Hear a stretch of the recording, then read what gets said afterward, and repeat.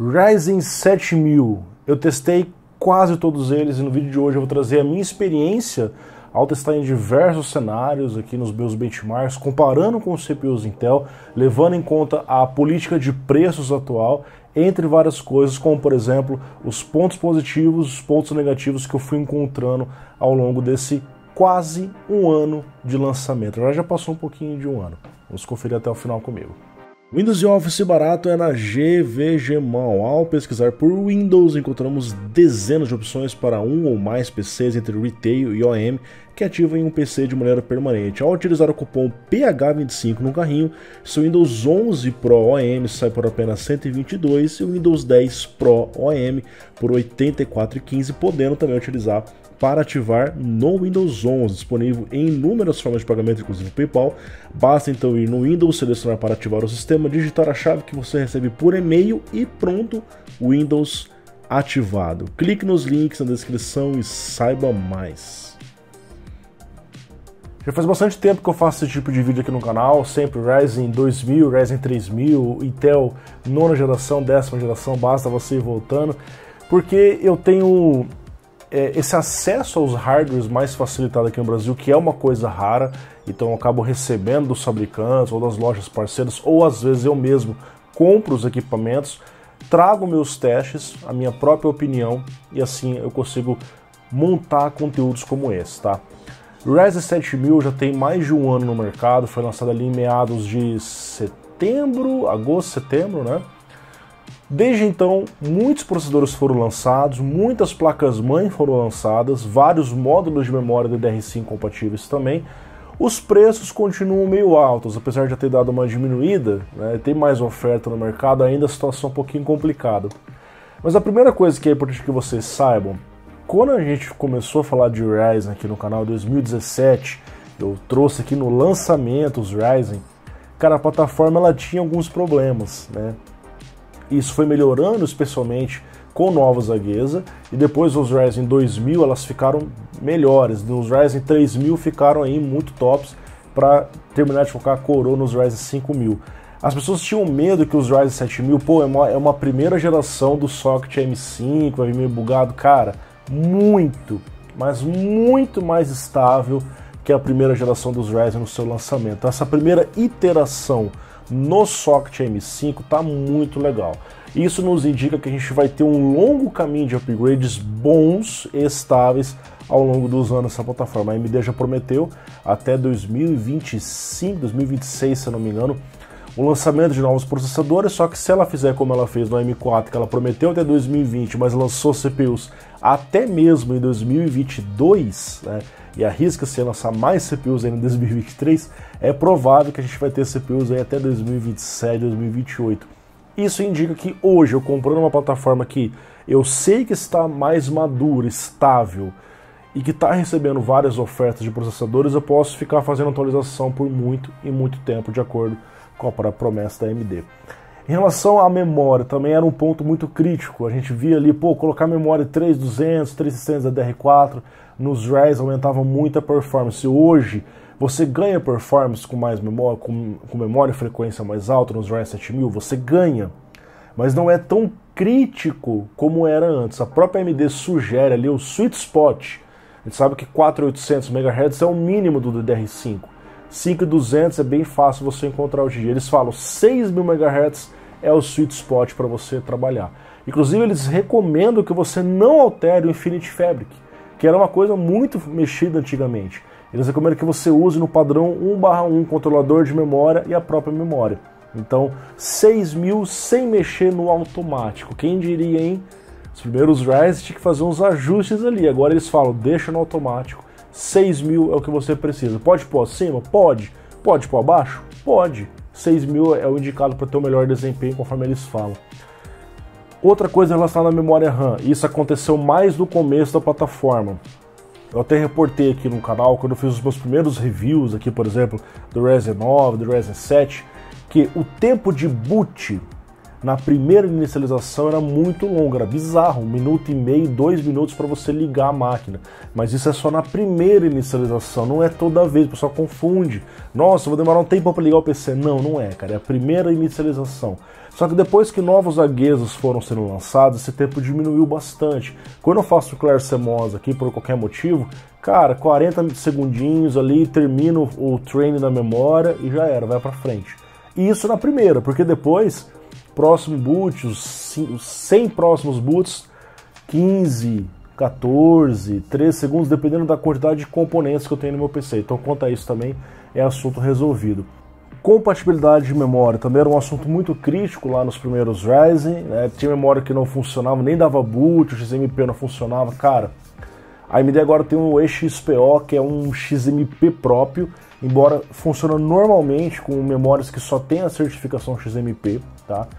Eu tive dificuldades no começo da plataforma, é verdade, lá no ano passado, a primeira inicialização, tinha memórias que não davam boot, aí com o update vieram a funcionar, no caso as 6.000 MHz, as de 4800 estavam rodando liso, as de 6 não.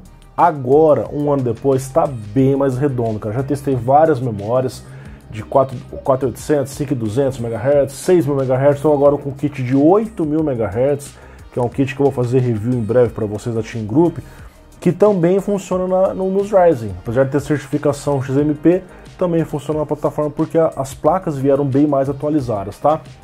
Enfim, parte de memória e estabilidade por hora é isso, pessoal.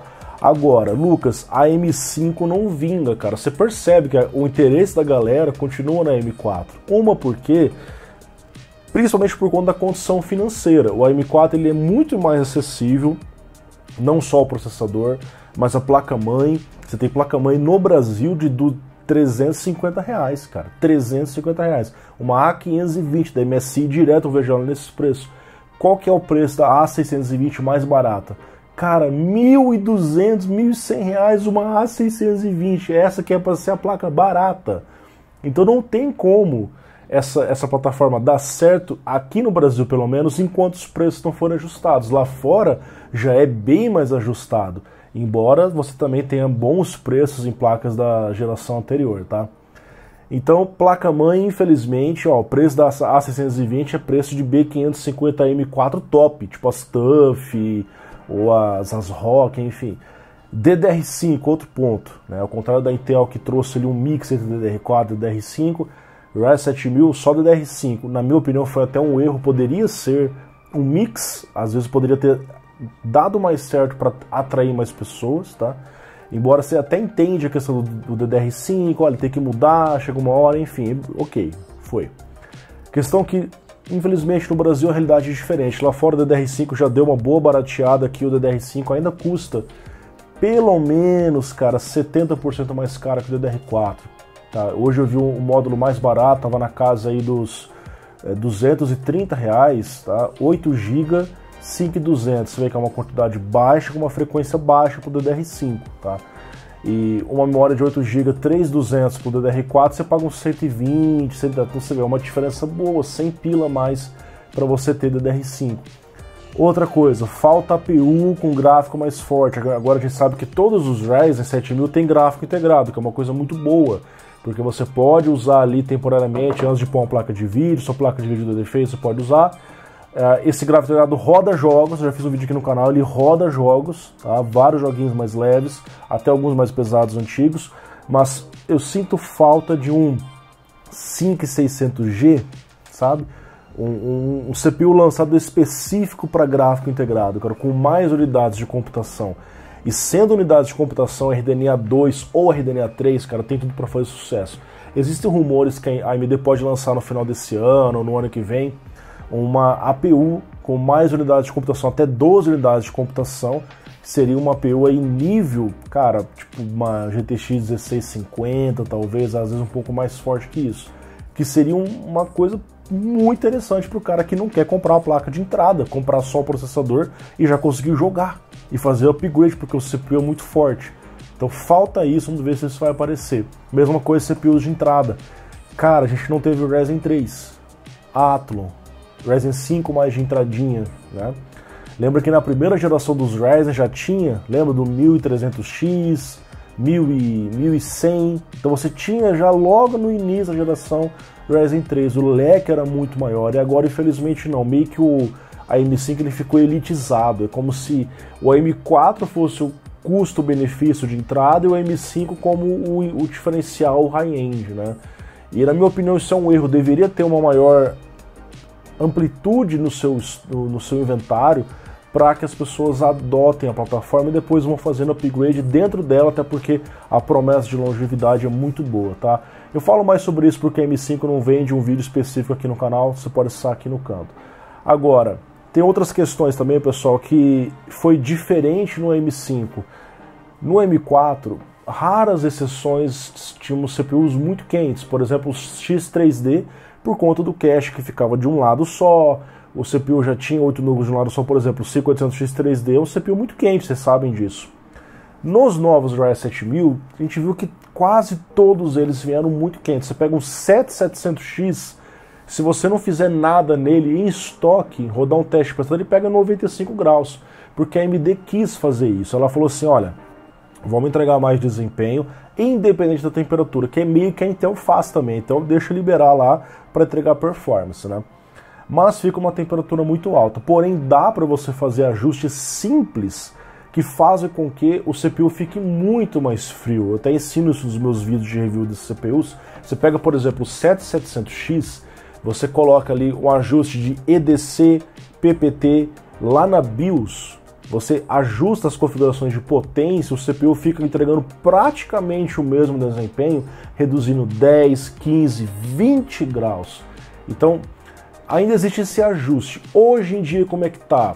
Ainda acontece dos CPUs virem muito quentes por padrão, e você tem que ajustar isso na BIOS, mas as próprias BIOS já tem umas opções para isso. Antes era tudo no manual. Agora você já tem uns ajustes pré-definidos para ir só dando uns cliques ali e ajustando o CPU. Então, se você comprou no Ryzen 7000 e está percebendo que ele está muito quente, não troque o seu cooler agora. Verifique primeiro na BIOS, porque provavelmente é isso, o CPU pode ficar bem mais frio, tá? Ok, agora em relação a preço e performance, pessoal, o que nós temos no mercado hoje? O melhor que a AMD tem é o 7950X3D, eu testei aqui no canal, um CPU realmente muito bom. Só que eu falei pra vocês, olha, um X3D no Ryzen 9 talvez não faça tanto sentido, porque o cache ele é mais aproveitado aonde? Cache extra, em jogos. Em aplicações profissionais normalmente não faz muita diferença. Então se é para jogos, aí Ryzen 9, R$4.000 para jogos, né? Normalmente a galera vai focar no Ryzen 5 e Ryzen 7.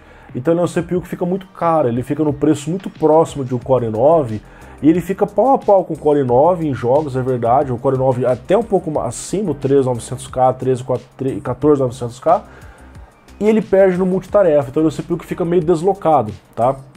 O multitarefa 9 acaba sendo bem forte, tá bom? Por conta de ter mais núcleos. Claro que depende também da aplicação, né? O 7950X, ele é uma saída, porque ele é um pouco mais barato, você paga hoje uns 3.700, ele acaba rendendo menos que o Core 9 em jogos, ele às vezes rende até menos que o Core 7 em jogos, ele é mais caro que isso, tá? Depende do jogo, depende da situação. Multitarefa, 16 núcleos, ele é legal, assim como o 7950X3D, o i9, em muitos cenários passa, alguns fica igual, às vezes até os Ryzen 9 pode ficar um pouco acima, dependendo do contexto, tá? Aí você tem o 7900X3D, esse CPU ele é meio que... ele tá meio deslocado ali, cara, porque olha só, custa, cara, tipo assim, ele tem 12 núcleos, ele custa R$1.000 a mais que o 7900X, também de 12 núcleos, então R$1.000 para ter 3DV Cache, tá meio caro esse 3DV Cache, entra naquela mesma questão. Para jogos, o 7800X3D faz muito mais sentido, e ele custa 3.500, cara, quase aí R$800 a mais que o 7800X3D. Ele acaba disputando ali em relação ao i7, mas o i7 para renderização, para render trabalhos pesados acaba sendo melhor por ter mais núcleos, especialmente o 14700K que hoje tem 20 núcleos e 28 threads, né, uma quantidade bizarra de núcleos ali, ok?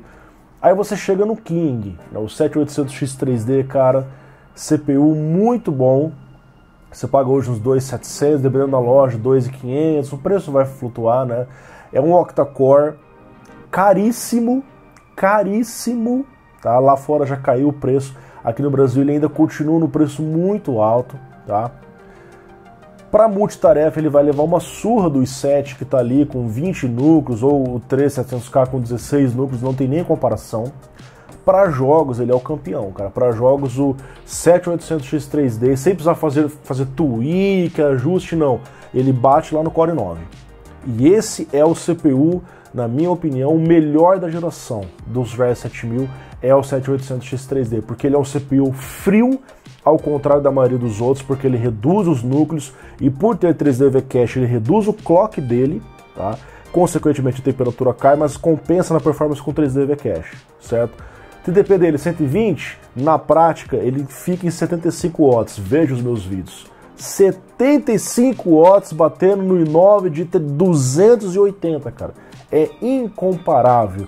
Ele rende lá em cima e consome lá embaixo. O único porém dele é ser um octa-core caro. Para multitarefa, ele realmente peca, mas quem quer desempenho bruto em jogos, pagando bem menos que o i9, o 7800X3D é o caminho, é o cara, tá? Aí você tem o 7900 sem o X, que ele é um 12 núcleos por 2.600, então você vê, ele é um pouco mais sensato. Em jogos vai valer a pena pegar o 7800X3D, mas para multitarefa, 12 núcleos, ele tem um desempenhozinho legal. Vai ser mais forte que o 7800X3D, vai disputar ali alguns momentos contra o 13600K, custando um pouco mais. O 13700K acaba ficando um pouquinho mais caro do que ele também. Aí você tem o 7700X, é um octa-core custando R$ 2.200, ele rende pouca coisa acima do 5800X3D, já mostrei isso para vocês. Então é um CPU que não sai muito, porque as pessoas geralmente elas estão no AM4, estou usando o 5800X3D, beleza. Se eu vou para AM5, eu quero sair para algo melhor. Elas dificilmente querem ir para um 7700X, porque o desempenho é parecido, ele é um pouco mais rápido só que o 5800X3D. Então ele fica meio deslocado, cara, até porque na faixa de preço dele, você tem o 13600K, que é superior em multitarefa, que o desempenho em jogos é muito bom, chega até a ganhar do 7700X em alguns cenários, tá? O 14600K também é a mesma coisa. O 7700 também fica meio deslocado, porque, cara, 7700 ele custa R$ 2.048, R$ 2.100. Pouca diferença para o 7700X, mal sai das lojas, cara, estoque parado. Aí você começa nos Ryzen 5, o 7600X é um CPU legal, tá? Veio no lançamento inicial, baixou o preço, ele veio ali na casa dos 2.200 quando lançou, hoje já custa R$ 1.400, R$ 1.500. O desempenho dele é muito parecido com o 5800X3D, às vezes ele ganha, às vezes ele perde. Então você vê que as pessoas que já têm a M4 acabam não mirando muito nele, porque ele já tem um desempenho próximo do que tinha em geração passada, mas ele serve como uma porta de entrada. Ele concorre hoje contra quem? Contra um 13400F, contra um 12600K. São CPUs que têm um multitarefa, no caso do 13600K, um pouco melhor, que são 10 núcleos. Aí depende também do software que a gente está avaliando. E por fim você tem o 7600, que começa a ficar mais próximo do preço do 5600. Aí o cara quer montar algo do zero, não tem a M4, quero começar algo do zero, começa a olhar para o 7600, vai disputar também contra o 13400F, ou o 7500F, que sumiu do Brasil, que em tese era para disputar contra o 12400F. Então você vê que são CPUs, para por aí. Se você quer i3, um Ryzen equivalente ao i3, você não tem. Ou um equivalente ao 11400F, 12400F, você só tem no AM4. O AM5 ele ficou mais do intermediário para cima, tá? Enfim, pessoal, antes de finalizar esse vídeo, quero falar um pouco sobre a 13ª e 14ª geração. Eu não vou fazer um vídeo dedicado dessa vez, porque eu já fiz um vídeo dedicado da 12ª geração. Quem quiser assistir tá aparecendo aqui. E a 13ª, ela não é um refresh, né, mas tem alguns CPUs que é a mesma coisa, um 13100F é o mesmo 12100F, então não tem por que ficar repetindo. De fato, o 13400F ficou melhor, aumentou a quantidade de núcleos, mas as arquiteturas são muito parecidas. Houve aumento de cache nesses processadores que faz com que eles ganhem performance, mas em relação à 13ª para a 14ª, aí sim foi um refreshzão. O único que tem algo mais diferente é o 14700K, porque é um processador que ele ganhou núcleos. Os outros só foi aumento de clock, tem aquele Intel APO lá para você ganhar performance em alguns jogos específicos. Então a 12ª, 13ª e 4ª são parecidas, tá? mas de fato muita coisa melhorou. Agora, aquelas coisas, aqueles problemas que eu ainda citei para vocês lá no passado, continuam acontecendo. Por exemplo, o CPU ele fica levemente torto depois de um uso, aí você começa a notar que ele vai ficando quente, porque a parte do meio do CPU, que é o die, onde mais esquenta, fica um pouquinho torta e o cooler não faz o contato perfeito.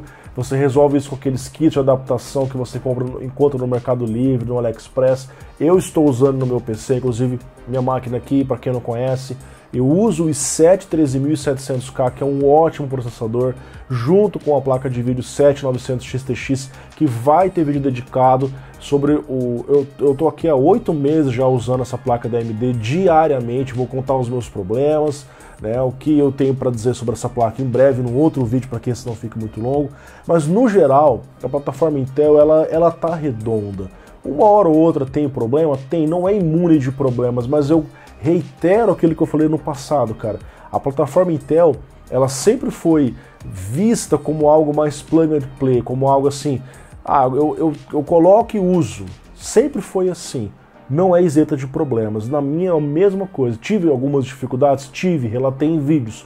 Mas as dificuldades que eu tive eu consegui solucionar sem maiores dor de cabeça. Os Ryzen 7000, eles estão se assemelhando à plataforma Intel. Porque antigamente, nas primeiras gerações dos Ryzen, ela não era exatamente plug and play. Tinha que fazer uns ajustes para você conseguir o desempenho. Às vezes a memória não era compatível, travava, não sei o que. Agora não, agora a coisa está mais pacificada, tá? Um outro problema que eu tinha também nos Ryzen 5000, Ryzen 3000, era SSD M2 que desconectava do PC. Eu estava usando o PC e de repente o PC travava.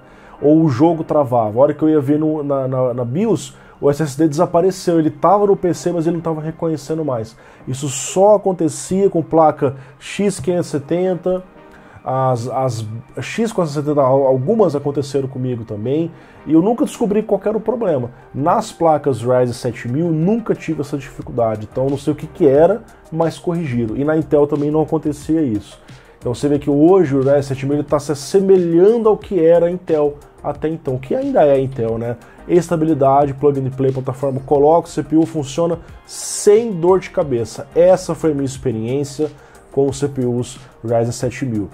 As vantagens que a Intel tem hoje em relação à AMD são claras. 12ª, 13ª, 14ª geração permitem DDR4. Isso faz com que tanto a placa-mãe quanto a memória sejam mais baratas. Hoje eu acho uma placa-mãe boa para usar um Core i9, por exemplo, aquela B660M Game X. Parece simples, mas ela aguenta o Core i9 jogos. Cara, a placa custa R$800. Agora, uma placa boa para eu colocar uma Ryzen 9, cara, infelizmente tá... Quando aparece aquela TUF B650M Plus, 1.400, 1.500, e promoção 1.200. Tem diferença na placa-mãe, tem diferença na memória, então o custo da plataforma Intel ainda é um pouco mais baixo. Porém, a Intel ela tem a desvantagem do consumo de energia normalmente ser maior. Você compara um i9 com o 7800X3D, é absurda a diferença, cara. Agora, a temperatura eu já não posso falar mais o mesmo, né? Que tem alguns CPUs AMD que também estão batendo lá em cima na temperatura. Então os dois ficam disputando ali para ver quem é o mais quente, com raras exceções, por exemplo, os Ryzen 5 são mais modestos e o próprio 7800X3D que também é um pouco mais modesto, tá? Ok, pessoal, e também desempenho multitarefa nos CPUs Intel normalmente são um pouco melhores, e agora a Intel chegou no fim do LGA 1700. Nesse momento eu olho para as duas gerações AMD e Intel, eu falo assim, para qual eu vou? Faz mais sentido, se o preço não for tão discrepante, partir para o Ryzen 7000, porque eu sei que a plataforma está estável, é mais plug and play, funciona redonda e promessa de upgrade. Isso para quem troca de CPU, porque tem pessoas que colocam o CPU e ficam 5, 6, 7, 8 anos com a máquina e lá na frente troca tudo. Por quê? Lá na frente vai ter novas tecnologias, vai ter muito mais desempenho, PC single core, e aí vale mais a pena fazer assim. Muitos fazem isso, várias pessoas pensam assim, não, eu vou colocar uma super placa-mãe, já até falei sobre isso no vídeo, vou pôr uma super placa-mãe, vou pôr um CPU top ou intermediário, para lá no futuro, ano que vem eu troco o CPU, eu vou pôr um i5, depois eu ponho um i9. Muitas pessoas não trocam o processador, continuam com o que estão. Vai passando o tempo, ela vai, 5 anos depois, pô, agora eu vou trocar pelo que está bem mais novo. no mercado, tá? Então, são coisas que você tem que avaliar. Se você faz upgrades constantes, se você visa uma longevidade de plataforma maior, pô, Lucas, assim como foi nos Ryzen 1000, coloquei lá um 1800X, depois coloquei um 3700X, depois coloquei um 5950X. O cara conseguiu fazer isso na mesma placa-mãe. Essa é a promessa do Ryzen 7000. Coloco hoje um 7800X3D, depois coloco um 8900X, depois coloco um 10700X, sei lá, o nome que a AMD vai colocar, e consigo manter a mesma placa-mãe.